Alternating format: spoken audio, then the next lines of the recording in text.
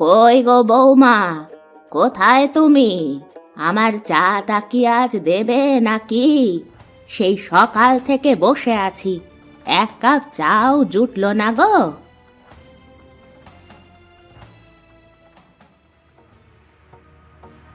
কি হয়েছে মা, আমাকে ডাকছেন নাকি? মরণ, বলি কি, আমার যে সকাল থেকে চাটা পর্যন্ত দেওনি, তা কি তোমার মনে নেই? মনে তো আছে মা, কিন্তু কি করব বলুন, ঘরে চা পাতি ফুরিয়ে গেছে। আজ আবার আপনার ছেলে না আনা পর্যন্ত চা কিভাবে বানাবো? হায় রে কপাল, আমাকে এমন দিনও দেখতে হলো এক কাপ চায়ের জন্য। আপনি বসেন মা, আমি আপনাকে এক গ্লাস শরবত করে এনে দিচ্ছি। না না, আমারও সব শরবত খাওয়া লাগবে না, যাও তুমি তোমার কাজ করো গা।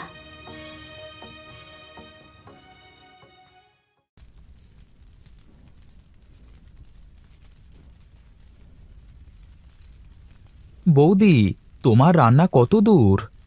এই তো ভাই, প্রায় শেষ হয়ে গেল। তুই গিয়ে খাবার টেবিলে বস, আমি খাবার দিচ্ছি। না, পরে খাচ্ছি, একটু বাইরে যাব। ঠিক আছে, যা তাহলে, ঘুরে আয় গিয়ে, আমি ততক্ষণে সব রেডি করি।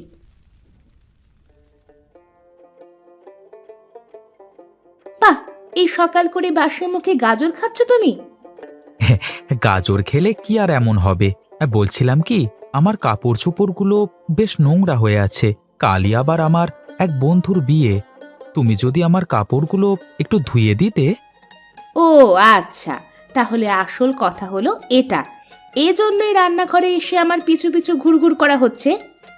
আসলে ভাবলাম তোমার অনেক কাজ থাকতে পারে, তাই বলতে সাহস হচ্ছিল না। বলি, বয়স তো আর কম হলো না, এখন একটা বিয়ে করে ঘরে বউ আনো, সেই তোমার সব কাজ করে দেবে। আসবে বৌদি, সময় হলে ঠিক দুপায়ে হেঁটেই এ বাড়িতে চলে আসবে। এখন গেলাম আমি, তুমি আমার কাপড়গুলো একটু ধুয়ে দিও, কেমন?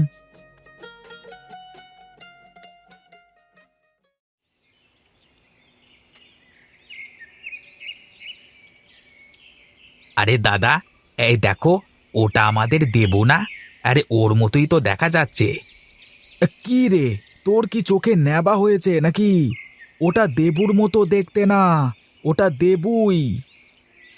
তাহলে ডাক দি, একটুখানি মজা নেই, দাঁড়াও। না না, ডাক দিলে আবার একটা চা খাওয়ানো লাগবে, খালি খালি খরচ বাড়িয়ে লাভ নেই। আরে না, কি যে বলো, উল্টে ওকে দিয়েই বিল দেওয়াবো, দেখো তুমি। ঠিক আছে ঠিক আছে, দেখা দেখি। ও দেবু, আরে ও দেবু, এই শোন শোন, এইদিকে আয়।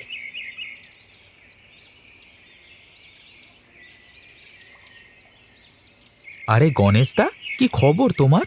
কবে আসলে শহর থেকে?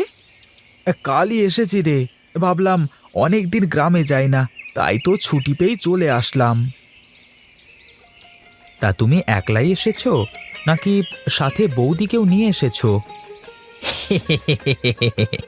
আরে পাগল, এখন কি আর একলা থাকা যায় রে? হ্যাঁ, আরে বিয়ে করবার মজাই আলাদা। একটা বউ থাকলে তার আর কি লাগে? হ্যাঁ, সেই জন্যই তো তোর চার চারটে বউ। হাহ। আরে করব করব, সামনের মাসেই বিয়ে করে ফেলবো আমি। তা তোর কি খবর? তুই কবে বিয়ে করবি? হ্যাঁ, তা কি আর আমার হাতে রে, দেখা যাক কপালে কি আছে। আরে তাহলে এক সময় আয় বাড়িতে, তোর বৌদির সাথে দেখা করে যাস, কেমন? নিশ্চয়ই যাব দাদা, এখন তাহলে উঠি। কি রে, এখনই চলে যাবি? একটা বিলটা দিয়ে যা। তোর এটা কোনো কথা বললি তুই? এখানে বড় ভাই থাকতে ছোট ভাই বিল দিলে দাদার অপমান করা হবে না? আরে যা তুই যা, আমি বিল দিয়ে দেব। দেখ, কিছু শেখ, একসাথেই তো থাকিস। আমি গেলাম দাদা।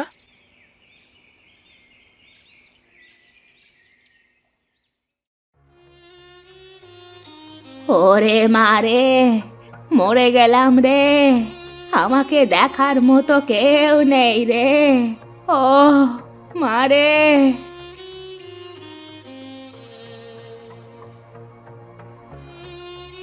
কি মা, কি হয়েছে আপনার? এমন করতেছেন কেন? আমার কোমরটা খুব ব্যথা করছে, একটু উঠে বসতেও পারছি না। কেউ যদি একটু ব্যথার মলমটা লাগিয়ে দিত। এতক্ষণে আমাকে ডেকে বললেই তো পারতেন, তাহলে আমি এতক্ষণে এসে দিয়ে দিতাম। আমি ভাবলাম তুমি বোধহয় কাজে ব্যস্ত, তাই তো তোমাকে কিছু বলিনি মা। ঠিক আছে মা, আপনি দাঁড়ান, আমি এক্ষুনি মলম লাগিয়ে মালিশ করে দিচ্ছি।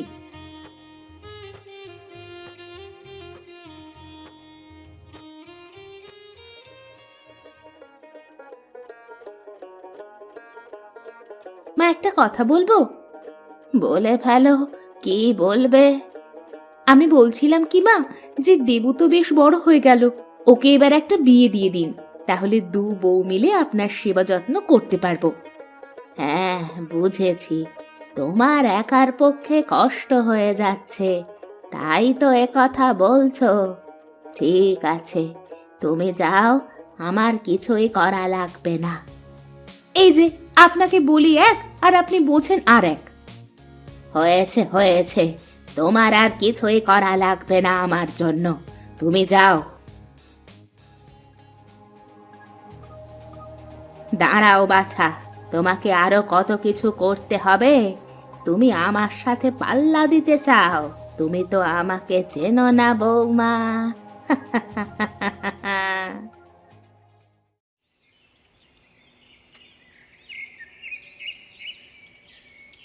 তারপর কাকা, কি খবর তোমার? হ্যাঁ, সব কিছু ঠিকঠাক চলছে তো? হ্যাঁ রে বাবা, সব কিছু ঠিকঠাকই চলছে। তা বাবু, একটা শাড়ি লাগবে আমার, বুঝলে? তুমি আবার শাড়ি দিয়ে কি করবে কাকা? কার জন্য শাড়ি নেবে? কি যে বলো তুমি! আমার মেয়ের জন্য নেব।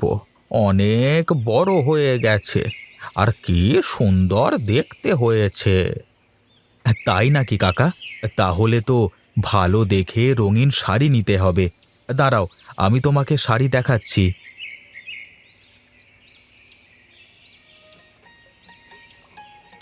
কি রে, তুই আবার কি মনে করে আজকে দোকানে আসলি? কেন, আমার কি দোকানে আসা মানা আছে নাকি? না না, তুই তো দোকানে আসতেই চাস না। কত করে বলি দোকানে এসে বস, একটু ব্যবসাটা বোঝ। ওসব এখন আমাকে দেয়া হবে না, পরে দেখা যাবে। আমার 1,000 টাকার দরকার। 1,000 টাকা? এত টাকা দিয়ে কি করবি শুনি? বন্ধুর বিয়ে, কালকেই যেতে হবে। পরশু বউ ভাত, খালি হাতে যাব নাকি? ও আচ্ছা আচ্ছা, দাঁড়া দিচ্ছি। এই নে। আমি গেলাম দাদা।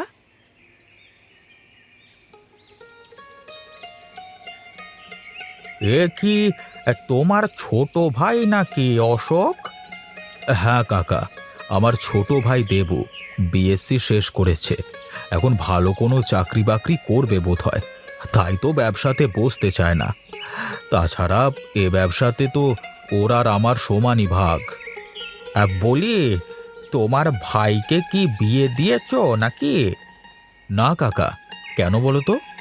আসলে তোমার ভাইকে আমার খুব পছন্দ হয়েছে।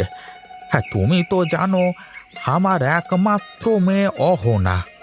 ও যদি তোমার ঘরের বউ হতো, তাহলে আমি যে নিশ্চিন্তে মরতে পারতাম। হে, তো খুবই ভালো কথা কাকা। আমি আজই বাড়িতে গিয়ে মায়ের সাথে কথা বলে তোমাকে জানাবো।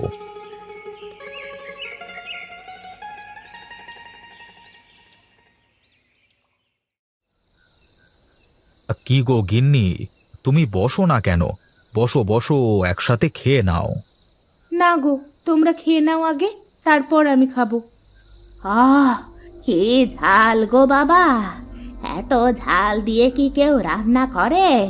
মুখটা যে একেবারে পুড়ে গেল আমার। কই মা, সব তো ঠিকই আছে। হ্যাঁ, তা তো থাকবেই। আমি তাহলে মিথ্যা বলছি? বেশ তো, তাহলে কাল কি হয়ে যাক, বউ শাশুড়ির মাছ রান্নার প্রতিযোগিতা। না ঠাকুরপো, দরকার নেই। তার চেয়ে বরং তুমি একবারে একটা বিয়ে করে আনো, তারপর আমরা দুজনে প্রতিযোগিতা করব। মায়ের অনেক বয়স হয়েছে তো এখন, কি এত বড় কথা? বয়স হয়েছে তাতে কি? এখনো তোমার থেকে ভালো রান্না আমি করতে পারবো। শোন অশোক, কালই তুই বাজার থেকে একটা বড় রুই মাছ কিনে আনবি, তার সাথে দুটো ইলিশও আনবি। দেখবো তোর বউ আমার থেকে ভালো রান্না করতে পারে কিভাবে। আমি বলতে চাচ্ছিলাম যে মা। আমি যা বলছি তাই হবে, মনে রাখিস। হ্যাঁ, যাক যাক, অনেকদিন পর তাহলে দুজনের হাতে রান্না খাবো, বেশ ভালোই হবে। এখন চুপচাপ খেয়ে নাও তোমরা।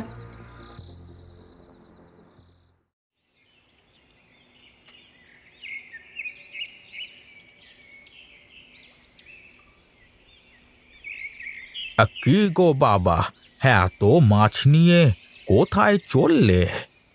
কোথায় আর যাবো কাকা, বাড়িতে আজ বউ শাশুড়ির মাছ রান্নার প্রতিযোগিতা হবে, তাই তো বাজার থেকে সবচেয়ে বড় মাছগুলো কিনে নিয়ে আসলাম।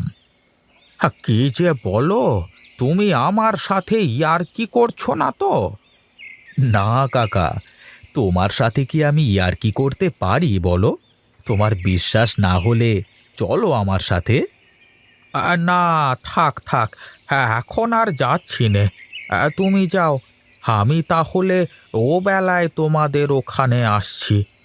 একেবারে খেয়েও আসবো দুটো, আর সাথে ওদের বিয়ের কথাটাও বলে আসবো তোমার মায়ের সাথে, কেমন? আচ্ছা আচ্ছা, বেশ কাকা, ঠিক আছে। তাহলে চলে এসো ও বেলায়। এখন আমি যাই, কেমন?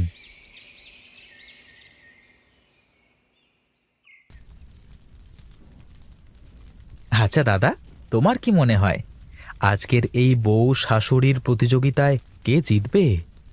কে জিতবে জানি না, তবে আমার মনে হয় দুজনেই জিতবে। ওহো, আমার তো মনেই ছিল না যে তুমি তো বিবাহিত। হ্যাঁ, তাহলে তো তোমার কপালে আজ দুঃখ আছে। আজ তোমার কাছে এটা মহাযুদ্ধ হয়ে দাঁড়িয়েছে। হ্যাঁ রে, একদিকে মা, অন্যদিকে বউ, এখন যে আমি কি করব? আরে চিন্তা করো না দাদা, আমি তো তোমার সাথে আছি। চল এখান থেকে, চল দেখি, আমার খুব চিন্তা হচ্ছে।